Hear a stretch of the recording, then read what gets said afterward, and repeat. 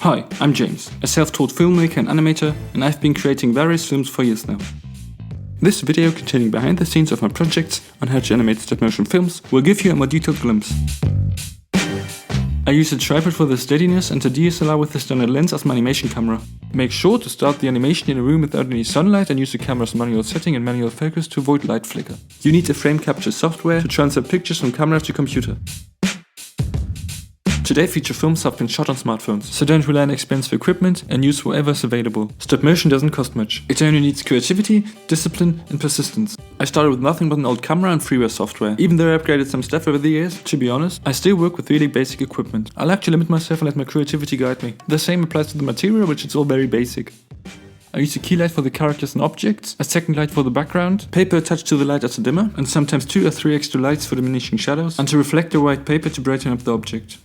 Depending on the atmosphere I intend to create, the use of various light techniques is uniquely different each time, so perhaps one light might be enough to cover up the whole animation. I rarely rely on standard principles, and rather define my own principles, depending on the mood. I attach red and green colored transparent to create the gloomy and suspenseful atmosphere in my zombie invasion film, and use the flashlight as my new light source in a cinema monster animation. I place the light behind an orange paper to create a sunlight effect for a more dramatic scene in my zombie squad film. After writing the script, storyboard, or implementing spontaneous ideas during the process of animation, and did all the essential tests, I'm ready to animate. For this particular animation from 2018, I drew a concordant line on my animation program to focus on where I wanted my character to jump to.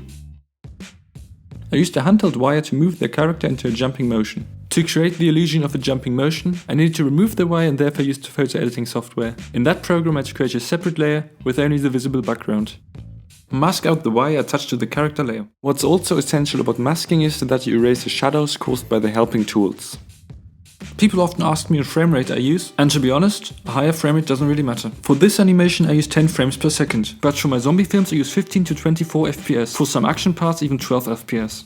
It's more about being conscious of the frame rate you're using and working with its provided opportunities.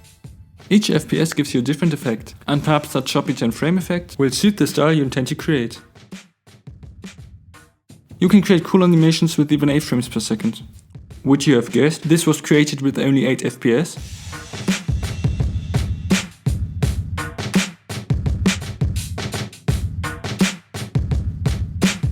Creating an animation with a vivid impression, use small frames at the beginning, large frames in the middle, and small ones at the end of the movement.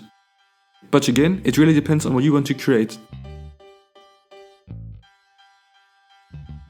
Producing a convincing atmosphere and sculpting shouldn't be underestimated. This requires the same precision and discipline as does the actual film, if not more. I'm very resourceful and conscious with material and never waste it but keep it for further animations. Even sculpted clay objects are mostly formed out of already used clay. I've used sets, backgrounds, objects, lighting transparents and more for several other animations a dozen times. Be conscious about the material and don't take it for granted. Working with what's available and resourceful working makes you more creative too. Integrating small details into the set, random decoration or whatever crosses your mind, makes the set become more alive and could give the film a story of its own. In order to make the set look bigger than it actually is, I position the camera in a certain angle and select various lighting rather than constructing a huge set. It's all about the illusion you want to create. I combined this character with a 2D moving mouse shape, so every animation I do has something new to it. A new technique, aesthetic, or just something I haven't done before or an aspect I want to improve. I created a hazy bullet in camera effect by covering the camera lens with red transparent. I always trust my gut instincts when creating films. Stop listening to the subjective opinions of others and learn from your own expertise by being creative and imaginative. Just try experimenting with different techniques, like morphing objects into different shapes, using odd and crazy ideas, like squashing a clay eye.